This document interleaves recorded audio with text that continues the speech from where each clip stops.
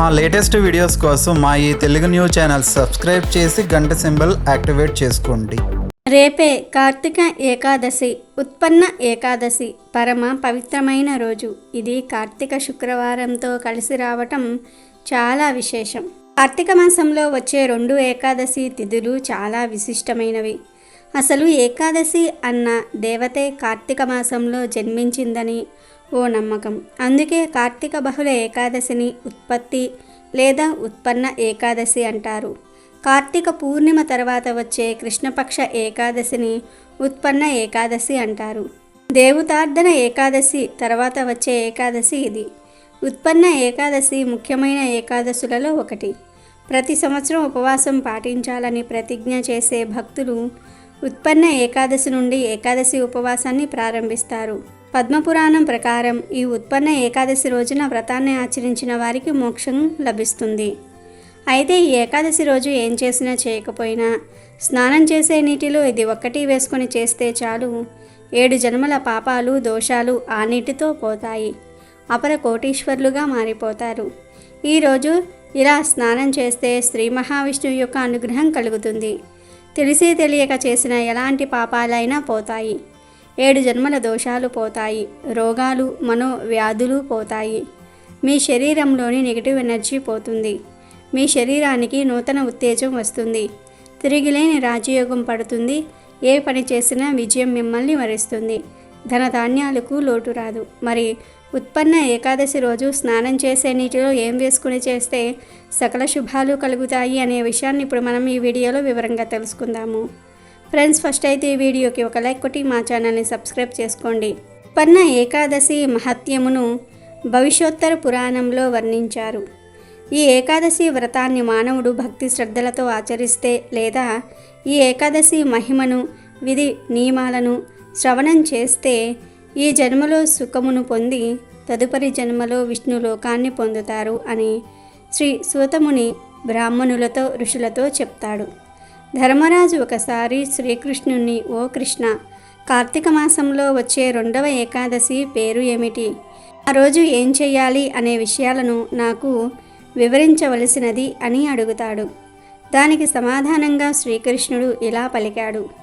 ధర్మరాజా, కార్తీక కృష్ణపక్ష ఏకాదశికి ఉత్పన్న ఏకాదశి అని పేరు. ఆ రోజు ప్రొద్దుననే ఉపవాస వ్రతాన్ని చేపట్టాలి. స్నానం చేసే సమయంలో ఓ అశ్వక్రాంతే, ఓ రథక్రాంతే, ఓ విష్ణుక్రాంతే, ఓ వసుంధరే, ఓ మృతికే, ఓ ధరణి, నేను పరమగతిని పొందేలాగా నా పూర్వజన్మల పాపములన్నిటినీ కూడా నశింపచేయుడు అని ప్రార్థించాలి. స్నానం తర్వాత గోవిందుణ్ణి పూజించాలి. ఒకసారి స్వర్గరాజగు ఇంద్రుడు దేవతలతో కలిసి విష్ణుమూర్తి దగ్గరకు వెళ్ళి ఈ విధంగా ప్రార్థించాడు. ఓ జగదీశ్వర, దేవదేవ, నీకు వందనములు. నీవే ఎల్లరకు పరమాశ్రయుడవు. తల్లివి తండ్రివి నీవే. ఎల్లరను సృష్టించి పోషించి లగుంపజేయుదువు. భూమికి ఆకాశానికి సమస్త సృష్టికి నీవే పరమోపకారివి. నీవే స్వయంగా బ్రహ్మ విష్ణు మహేశ్వరుడవై ఉన్నావు. నీవే సమస్త యజ్ఞములకు తపస్సులకు మంత్రాలకు యజ్ఞకర్తలకు భోక్తవు. నీకు చెందినది నీచే నియంత్రించబడినది ఈ ముల్లోకములలో ఏదీ లేదు. ఓ దేవ, భగవంతుడా, దేవతా ప్రభు, శరణాగత రక్షక, ఓ యోగీశ్వర, మేము ఇప్పుడు స్వర్గాన్ని కోల్పోయి రాక్షసులచే తరిమివేయబడుతున్నాము.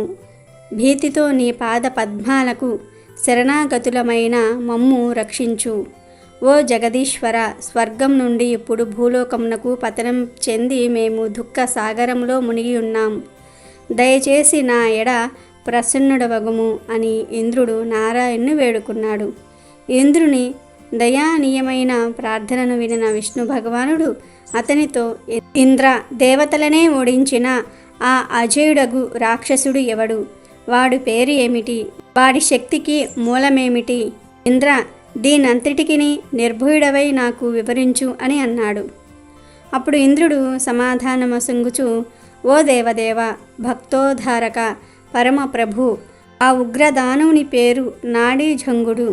దేవతలకు తొలుత కష్టమును కలిగించిన ఆ అసురుడు బ్రాహ్మణ కులములో జన్మించాడు. వాడి వారికి సమాన బలశాలి అయిన మురుడను పుత్రుడున్నాడు. చంద్రావతి నగరం మురునికి రాజధాని. ఈ మురాసురుడే దేవతలను స్వర్గం నుండి తరిమివేసి తాను స్వర్గంలో నివసిస్తూ ఉన్నాడు. ఇప్పుడు అగ్ని, వాయువు, యముడు, చంద్రుడు, నిరుతి, వరుణుడు మునగు దేవతల పదవులను వాడే ఆక్రమించినాడు.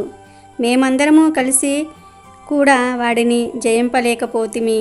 కనుక ఓ విష్ణు, ఆ అసురుణ్ణి సంహరించి దేవతలను కాపాడు అని అన్నాడు. ఇంద్రుని పలుకులను వినిన భగవానుడు దేవతలను పీడించినట్టి ఆ అసురుల పట్ల తుడై అతనితో, ఓ దేవరాజా, నీ శత్రువులైన ఆ అసురుని నేను స్వయంగా వధిస్తాను. ఇప్పుడు మీరందరూ చంద్రావతి నగరానికి బయలుదేరండి అని అన్నాడు.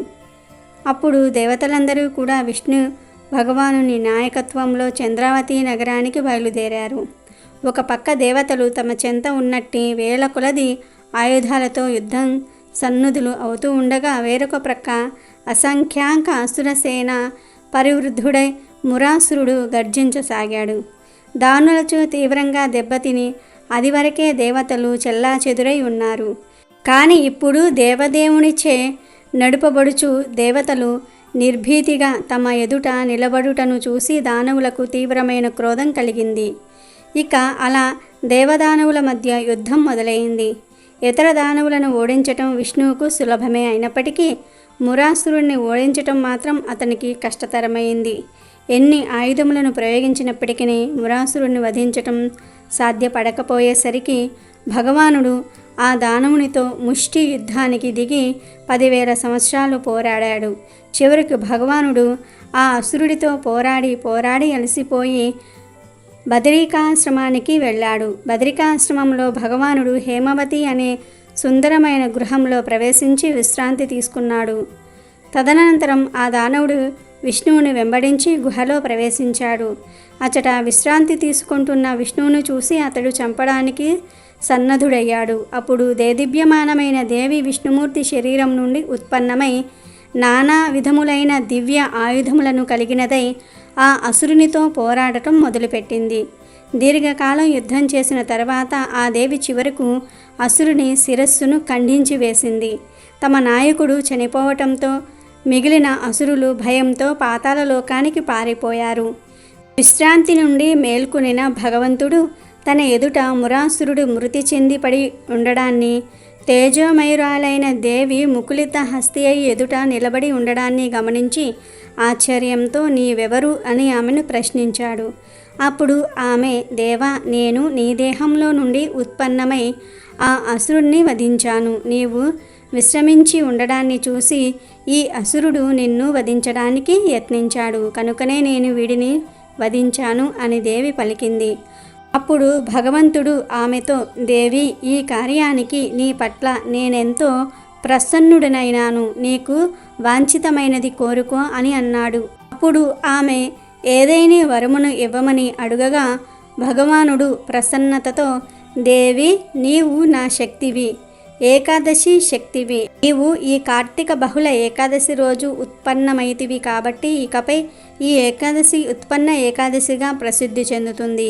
ఈ ఏకాదశి వ్రతాన్ని పాటించే ఎవరైనా సరే సమస్త పాప దూరుడై నాశనం లేనట్టి స్వర్గ సౌఖ్యాలను పొందుతాడు అని అన్నాడు. ఆనాటి నుండి ఏకాదశి ఈ జగత్తులో చక్కగా పూజింపబడుచు ఉన్నది. ఓ ధర్మరాజా, ఏకాదశి వ్రతాన్ని పాటించేవానికి నేను పరమాగతిని ప్రసాదిస్తాను. ఏకాదశి రోజు మనుజుడు మైథున భోగాన్ని త్యాజించాలి. ధాన్యాన్ని, తేనెను, భోజనం విడిచిపెట్టాలి. నూనె రాసుకోకూడదు. ఈ ఏకాదశిని మనిషి పాటించినచో, దీని మహత్యాన్ని వినినచో మరిన్ని ఉన్నతమైన ఫలితాలను పొందుతాడు అని శ్రీకృష్ణుడు ధర్మరాజుతో ఏకాదశి మహత్యాన్ని వివరించాడు. ఏకాదశి దేవి కార్తీక బహుళ ఏకాదశి నాడే పుట్టింది. అందుకే దీనిని ఉత్పన్న ఏకాదశి అనే పేరుతో పిలుస్తారు. ఈ ఏకాదశి నాడు ఉపవాసం ఉండాలనుకునేవారు తిథి మొదలైనప్పటి నుంచి ఏకాదశి ఘడియలు ముగిసే వరకు ఎలాంటి పక్వాహారము అంటే వండిన ఆహారం తీసుకోకుండా ఉంటారు. ఉపవాసం వల్ల మన ఆరోగ్యానికి ఎంత మేలు జరుగుతుందో తరచూ ప్రకృతి వైద్యులు చెప్తూనే ఉన్నారు. కార్తీక మాసంలో వచ్చే ఉత్పన్న ఏకాదశి శ్రీ మహావిష్ణువుకు అత్యంత ప్రీతికరమైన తిథి అని పురాణ వచనం. ఉపవాసములు ఆచరించవలసిన ముఖ్యమైన ఏకాదశి ఉత్పన్న ఏకాదశి. శ్రీ మహావిష్ణువు యొక్క శక్తి స్వరూపములను తెలిపే ఏకాదశులలో ఇది చాలా ప్రత్యేకమైనది. ఇక ఈ ఏకాదశి స్నానం చేసే నీటిలో తులసి మొక్క మొదట్లోని మట్టిని కలుపుకొని స్నానం చేస్తే చాలా మంచిది. అని ఆ మట్టిని స్నానం చేసే ముందు వెళ్ళి తీసుకురాకూడదు. ముందు రోజే కొంచెం తులసి మొక్క మొదట్లోని మట్టిని సేకరించి పొట్లం కట్టి దాచిపెట్టుకోవాలి. ఆ మట్టిని ఈరోజు స్నానం చేసే ముందు నీటిలో కలుపుకొని స్నానం చేయాలి.